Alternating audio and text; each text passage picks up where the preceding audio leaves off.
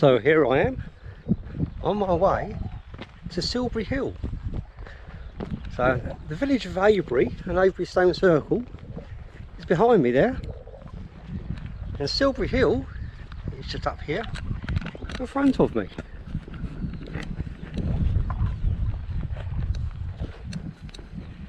Quite impressive, eh?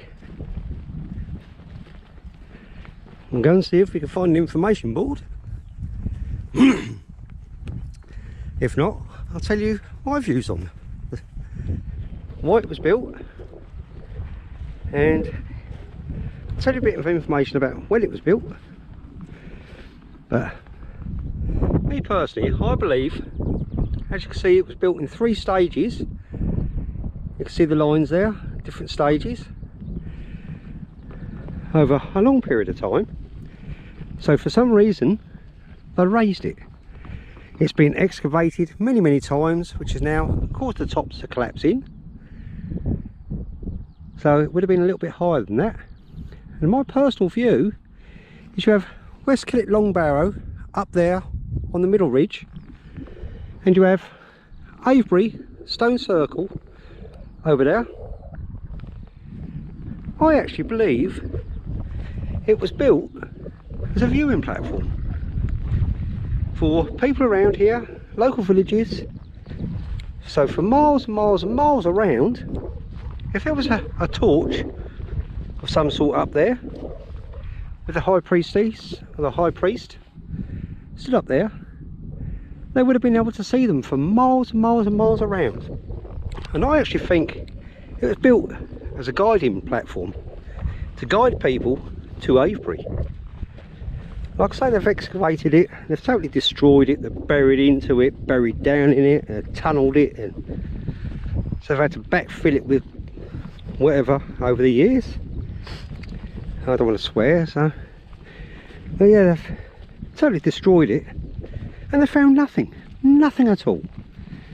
No burials, no skeletons, no treasures, but they've been able to date it by the snail shells and things they've found in there as they've gone down through the layers.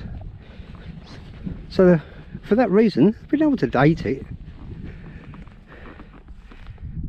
Anyway, let's see if we can find an information board. I'll check back with you in a minute or two. Hi there all, this is Silbury Hill. It's a prehistoric artificial chalk mound near Avebury. It actually measures 129 foot high, and it's the tallest prehistoric man-made mound in the whole of Europe. One of the largest in the world, similar in size to some of the smaller pyramids of Giza. No one knows why it was actually built, why they actually built it. It's mainly made of chalk and clay. It was excavated quite a few times. It was built in several stages between 2400 and 2300 BC. It must have took about 18 million man hours, equivalent to 500 men working for 15 years. Like I say, no one knows why it was actually built. They've excavated, they've bored in the side, they've bored down from the top. They thought it was a burial mound. They found nothing in there whatsoever. No skeletons, no bones, no treasures. All they found was snail shells and different layers, which they've been able to prove that it was built in 3 different stages. The base of the hill, it's 167 metres in diameter, which is 548 foot. So it's absolutely massive. And at the top is 98 foot in diameter. So like I say, they've bored down in it, they've totally destroyed it. It's partly caved in now, so it would have been even bigger than that. I'm not sure if you can actually see the traffic going past. That gives you some scale of the size of it. So like I say, nobody actually knows why it was built. But just to the left of it, over in the distance, you have West Killet Long Barrow burial chamber, and just behind me, West Killet's over there, just behind me you have Avebury Stone Circle. So my personal view Well, it's only my personal view, mind you. Don't take it for gospel or anything, but my personal view, it was built as a platform where they could have a beacon. So for miles and miles and miles around, people could see the beacon and find out where Avebury was. And people in Avebury could see the high priestess and the high priest on top of there doing their ritual. So as I believe the tree line grew up, because in them days there would have been a lot more trees around here, then obviously they had to build another stage on top so that it went above the tree line. Like I say, that's only my personal opinion. So there's been many theories over the years, but we'll go and see. There's the car park over there. So we'll go and see in a second if we can find an information board, because I'm sure you don't want to listen to my rambling all the time. So check back with me shortly.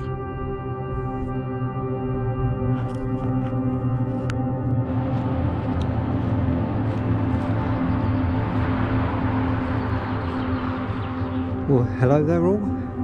This is as close as we're going to be able to get to Silbury Hill without breaking the law.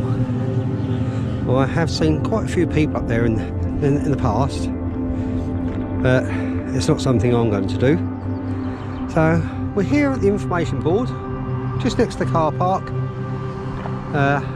Avebury circles over there, and West Connect Long Barrow is up in that direction. So anyway, feel free to have a pause and a read, because there's a bit too much here for me to actually read, and I'm sure you don't want to listen to my voice all day. Like I say, feel free to pause and read.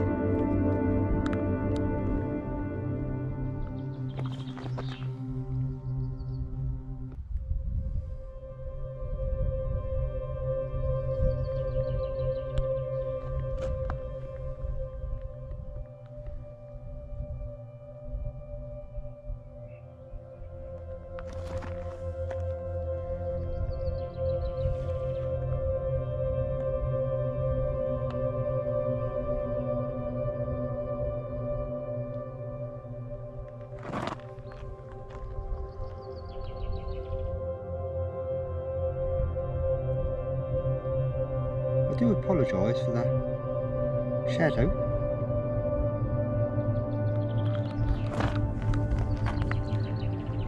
I think that makes it worse. I'll step out of the way.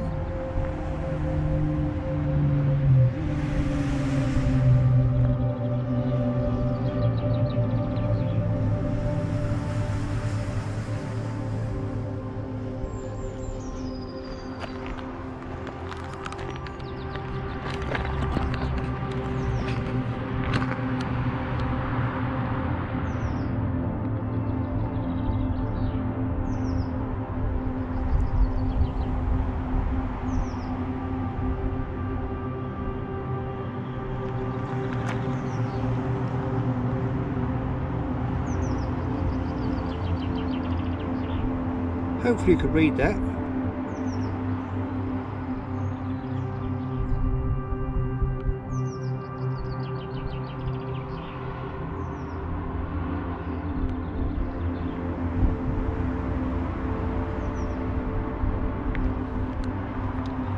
Yeah, it says here, all three tunnels not properly backfilled. In 2000, the hole appeared in the summit.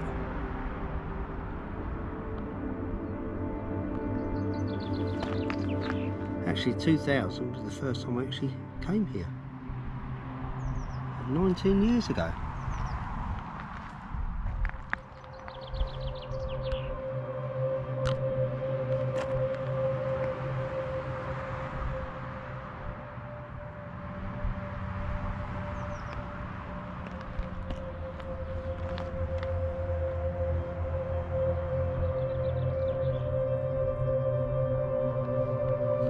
Hopefully we've managed to read.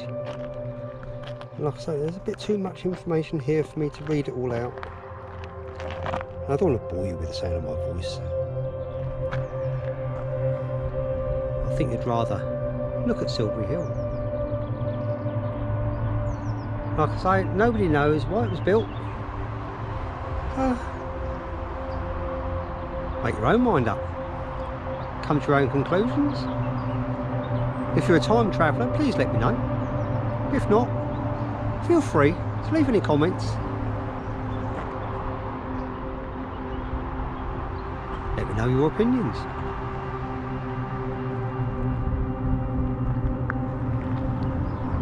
Silbury Hill.